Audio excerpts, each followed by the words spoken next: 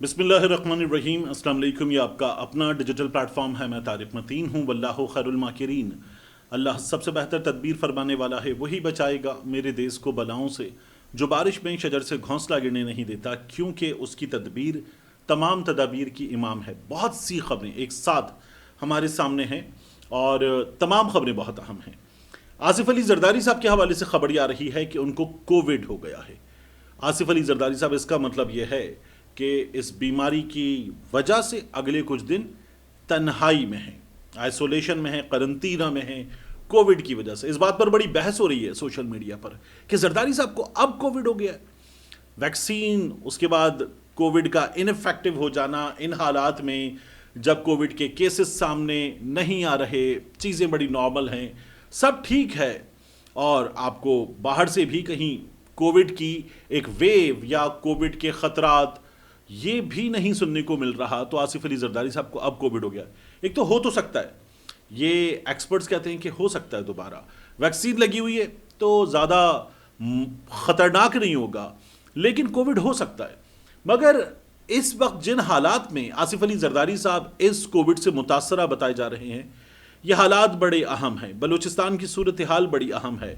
पाकिस्तान में इस वक्त स्टैब्लिशमेंट, सियासी गैर सियासी ताकतें, मुलाकातें, राब्ते, मुहिम, एहतजाज, अपने अपने मरकज़ की तरफ आने का ऐलान करना, मुतालबात सामने रखना, ये सब कुछ है।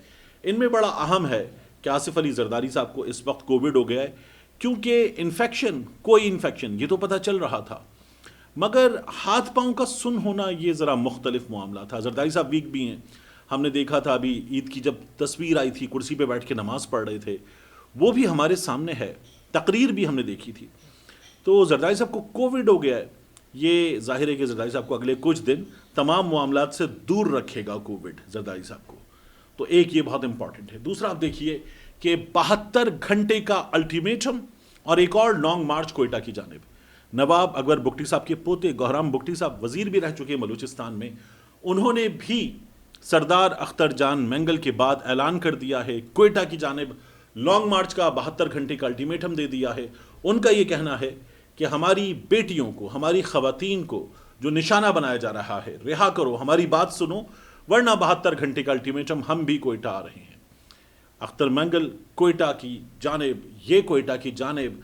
और इन हालात में जब आके बुगटी साहब ने मुलाकात की है, सरफराज बुगटी साहब ने वज़ीर आज़म साहब से, ये तमाम ख़बरें आना, और फिर अख्तर मैंगल साहब ने ये बताया कि उनके पास एक डेलीगेशन भेजा गया, मगर डेलीगेशन बेख्तियार था, इस डेलीगेशन के हाथ में कुछ नहीं था।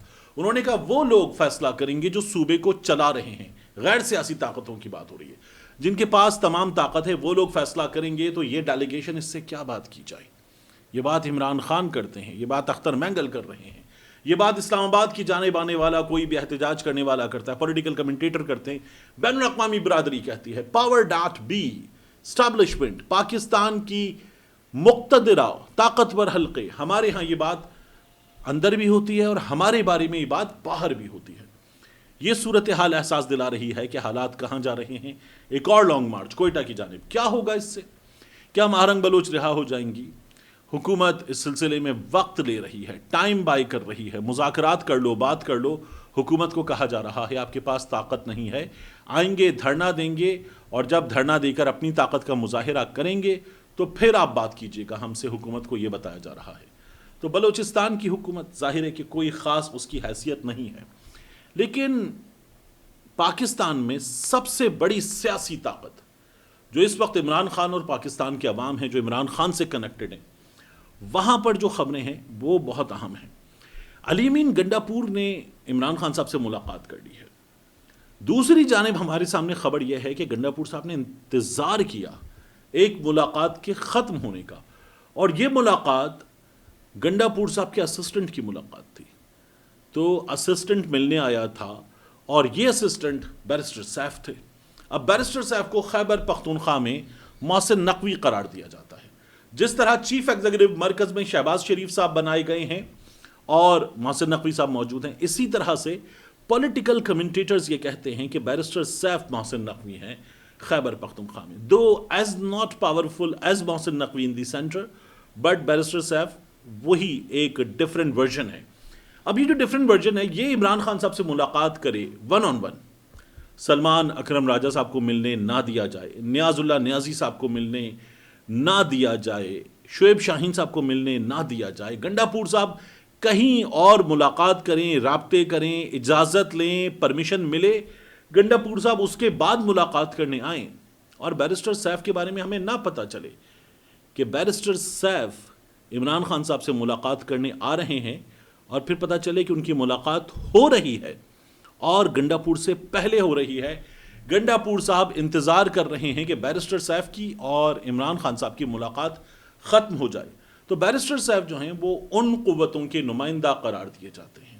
اب ان قوتوں کا نمائندہ بیرسٹر سیف, جس کے بارے میں پاکستان تحریک انصاف والے کہتے ہیں کہ یہ وہاں کا نمائندہ ہے, اب وہ عمران خان صاحب سے ان حالات میں ملاقات کر رہے ہیں جن میں اوورسیز پاکستانیوں کی ایک ملاقات ہوئی, کھل کے ڈسکس ہو رہی ہے.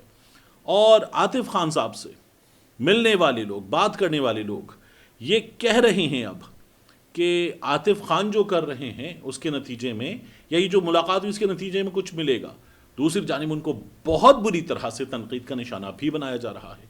یہ سب کچھ چل رہا ہے. ان حالات میں بیرسٹر سیف کی ملاقات ہونا عمران خان صاحب سے, اعظم سواتی صاحب کی ملاقات ہونا, سواتی صاحب وہ جو صبح 7 بجے پہنچا دیے گئے تھے کہ جائیں عمران خان صاحب سے بات کریں. تو میں بار بار کہتا ہوں نا, کچھ تو ہے جس کی پردہ داری ہے.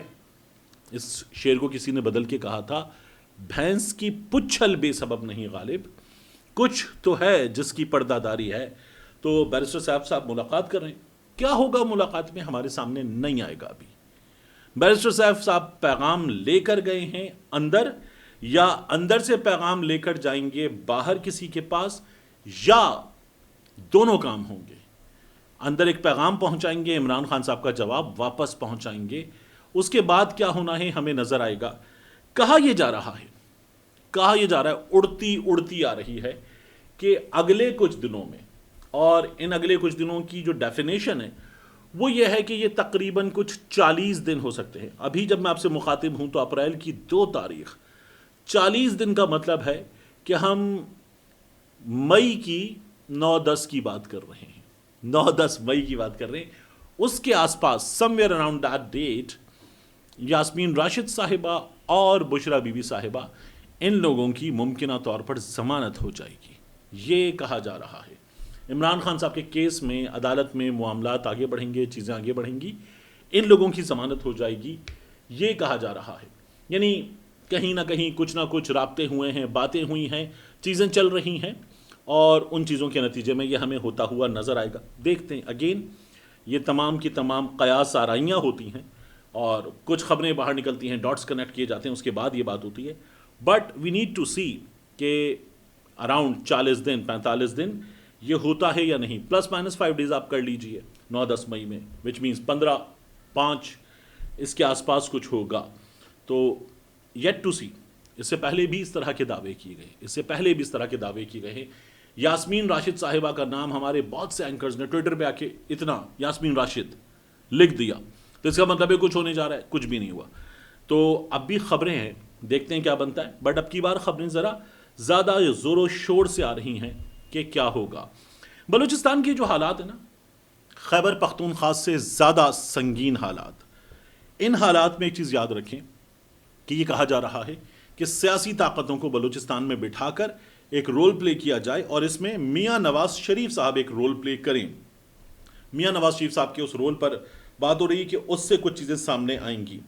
اب آئیں گی یا نہیں آئیں گی, میں آپ کے سامنے ایک چیز رکھ دوں.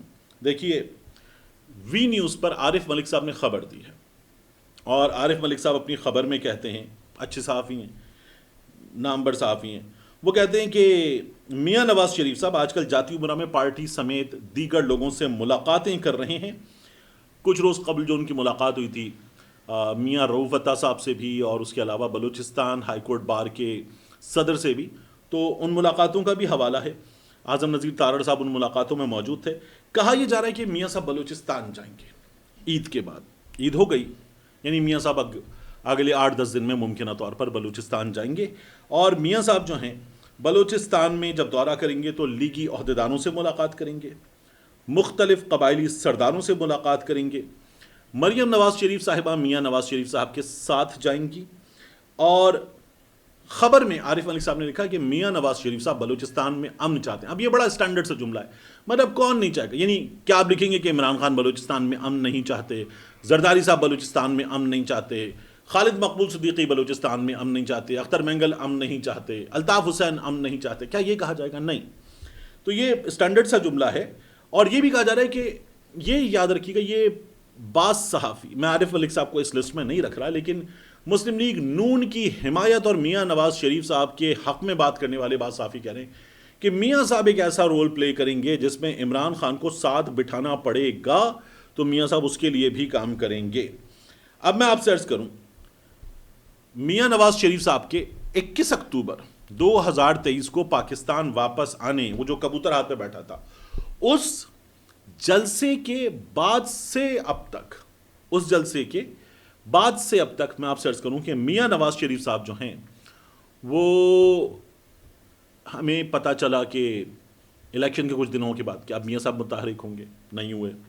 پھر ہمیں کہا گیا کہ میاں صاحب 28 مئی متحرک ہوں گے، ایک چھوٹا سا ایونٹ ہوا، نہیں ہوئے۔ پھر کہا گیا میاں صاحب 14 اگست کے بعد ایکٹیو ہوں گے، نہیں ہوئے۔ پھر اس کے بعد کہا گیا میاں صاحب ایک اسلامک ایونٹ تھا، مجھے ابھی یاد نہیں آ رہا، اس کے بعد ایکٹیو ہوں گے۔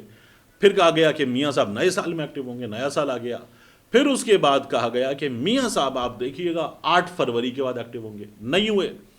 میاں صاحب رمضان کے عید کے بعد ایکٹیو ہوں گے، اب یہ کہا گیا۔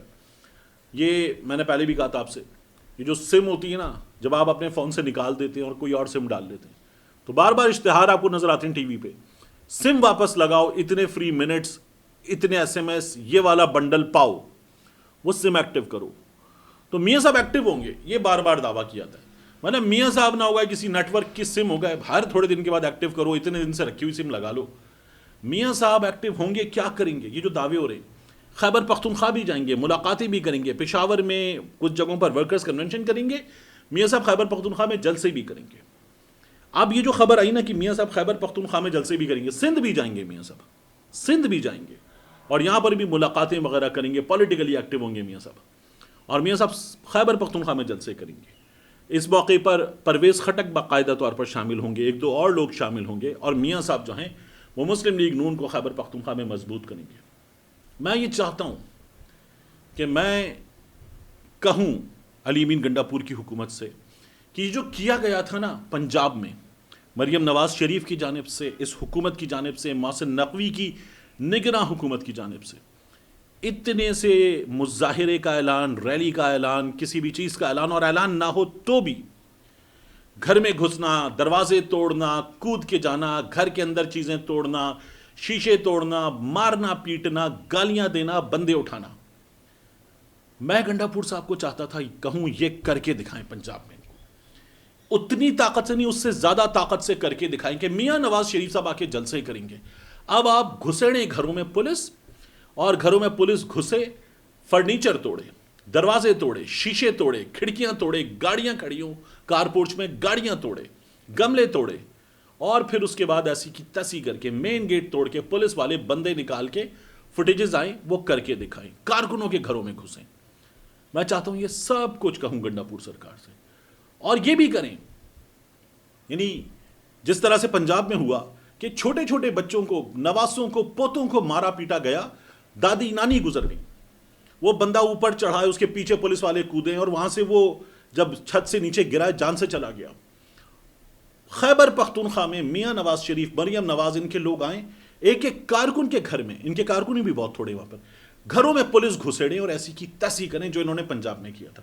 لیکن نہیں کہوں گا، میں نہیں کہوں گا، بلکہ آپ ایک کام کریں، آپ اس کے بعد لگائیں جہاں جہاں میاں صاحب آ رہے ہیں نا، کنٹینر گلیوں کے دروازوں پہ، گلیوں کے رستوں پہ، گھروں کے دروازوں پہ، کارکنان جہاں ہیں، بڑا کسی کا گھر ہے، ڈیرا ہے، اس گلی کے باہر کنٹینر لگائیں، بند کریں، اور جہاں یہ کہتے ہیں ہمیں جلسہ کرنا ہے وہاں لگائیں دفعہ 144 اور کہیں کرو جلسہ، نکلو باہر کر کے دکھاؤ، اور اس کے بعد کارکنان کو پولیس بھیج کے ان کے گھروں کے باہر بٹھا دیں اہلکار، اور کہیں اٹھا لیں گے، نہ اٹھائیں، ماؤں بہنوں بیٹیوں کو نہ ماریں، کسی سوشل میڈیا ایکٹیوسٹ کے 2 بھائیوں کو مہینوں کے لیے غائب کر دیں، یہ کام مت کریں، کسی کے بچے کو اٹھائیں، اٹھا کے سینے پر پلاس سے اس کے گوشت کو نوچیں، اس کی ماں کو سنوائیں، یہ کام مت کریں.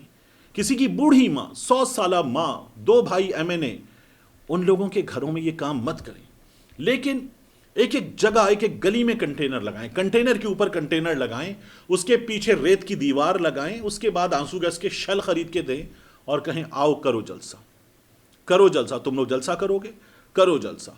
اس کے بعد ان لوگوں پر دفعہ 144 لگا کر پورے ان کو صوبے میں احساس دلائیں کہ جو انہوں نے کیا تھا نا وہ کیسے ہوتا ہے، اور اس کے بعد کہیں کہ آؤ جلسہ کرو. یعنی برابری کا کہ نہیں جی اگر تم نے غلط کیا تو ہم بھی غلط کر دیں گے، تو تم میں ہم میں کیا فرق رہ گیا، کوئی ضرورت نہیں ہے. مطلب آپ کو عمر ایوب کی پیٹھ یاد ہے، آپ کو یاسمین راشد کی 9 مئی سے پہلے کی بات کروں میں، یاسمین راشد کی گاڑی یاد ہے، پولیس بھی کارکن بھی مل کے توڑ رہے تھے، وہ وکیلوں کی، خواتین وکیلوں کی گاڑیاں جن پر پولیس والے حملہ کر رہے تھے وہ یاد ہے. ان لوگوں کو خیبر پختونخوا میں آ کر پولیٹیکل ایکٹیویٹی کرنی ہے، نہ توڑیں ان کے گھر، نہ اٹھائیں ان کے بچوں کو، نہ ڈرائیں ان کی ماؤں کو، دھکے مت دیں ان کی ماؤں کو. لیکن ان کو پھر آپ کنٹینر لگا کے بتائیں، ان کو آپ کنٹینر کے اندر ریت بھر کے بتائیں، ان کے گھروں کے باہر ان کی گاڑیاں اٹھا لیں اور واپس کریں ان کو، اور ان کو بتائیں کہ آؤ کرو جلسہ. آنسو گیس کے شل ماریں اور کہیں کرو جلسہ. تم لوگ جلسہ کرو گے، ہم نے ان حالات میں ریلیاں بھی کر کے دکھائی ہیں، آؤ کرو جلسہ. اپنے صوبے میں ان کو کم از کم وہ مزہ ضرور چکھائیں جو انہوں نے آپ کو پورے پاکستان میں کر کے دکھایا.